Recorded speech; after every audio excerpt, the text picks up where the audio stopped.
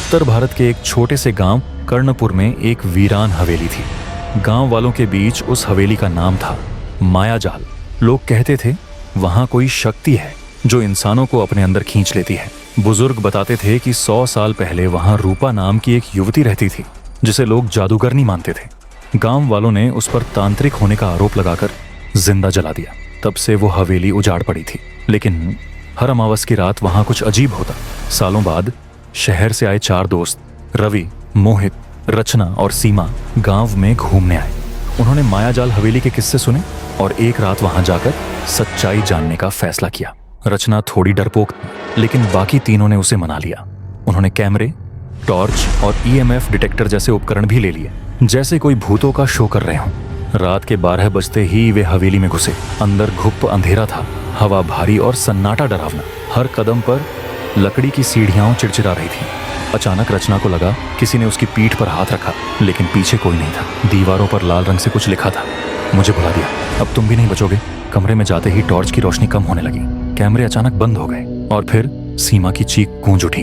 वह जमीन पर गिर चुकी थी और उसके शरीर पर खरोंचों के निशान उभर आए थे, जैसे किसी अदृश्य हाथ ने हमला किया हो। चारों भागना चाहते थे, लेकिन दरवाजे गायब थे। एक गलियारे में उन्हें एक लड़की की परछाई दिखी जो धीरे धीरे उनकी तरफ बढ़ रही थी। उसकी आंखों से खून निकल रहा था और उसके होंठ हिले, मेरी आत्मा को चैन दो या फिर हमेशा के लिए यहीं रहो। अब वे समझ चुके थे कि यह सिर्फ एक कहानी नहीं थी, ये एक फंसाने वाला मायाजाल था। रवि ने मंत्र पढ़ने की कोशिश की जो उसने नेट से सीखा था, लेकिन लड़की हंसने लगी, इन्हीं मंत्रों ने तो मुझे मारा था। एक जोरदार चीख के साथ सब कुछ अंधेरा हो गया। गांव वाले जब हवेली के पास पहुंचे तो वहां किसी का नामो निशान नहीं था। बस एक कैमरा मिला जिसमें आखिरी फ्रेम में सिर्फ एक धुंधली छाया और एक ही आवाज सुनाई दी, मायाजाल में फंस चुके हो, अब वापसी नहीं। गांव वालों को बस टूटा हुआ कैमरा, खून से सना दुपट्टा और एक अधजला तावीज मिला, लेकिन दोस्त कहाँ थे कोई नहीं जानता। एक नई लड़की नेहा जो पैरानॉर्मल घटनाओं पर रिसर्च करती थी को इस हवेली के बारे में पता चला। उसने पुराने कैमरे की फुटेज हासिल की, उसमें बस 1 सेकंड की झलक थी। रचना की आंखें सफेद थीं और वो कुछ बड़बड़ा रही थी, रूपा अभी मुक्त नहीं हुई, वो अब मेरी रूह में है। नेहा को यकीन हो गया कि मायाजाल सिर्फ एक भूतिया हवेली नहीं बल्कि एक आत्माओं का फंसाव है, एक पोर्टल जहां से आत्माएं बाहर नहीं निकल सकती। नेहा ने अपने साथ 2 और रिसर्चर ली, अंकुर और प्रियंका। तीनों के पास एडवांस कैमरे, एनर्जी डिटेक्टर और संस्कृत के श्लोकों की किताबें थीं। रात 3 बजे तीनों हवेली में दाखिल हुए। हवेली वैसी ही थी, लेकिन अब कुछ बदला हुआ था, जैसे वह जाग रही हो। दीवार पर नया संदेश लिखा था, रचना अब सिर्फ शरीर है, आत्मा नहीं। प्रियंका डर के मारे वापस जाने लगी, लेकिन मुख्य दरवाजा खुद ब खुद बंद हो गया।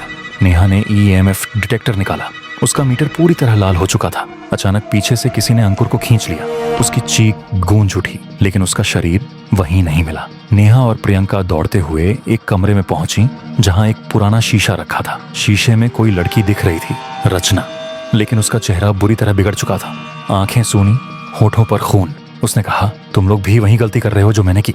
रूपा को नींद से जगाया, अब वो सबको जगाती है।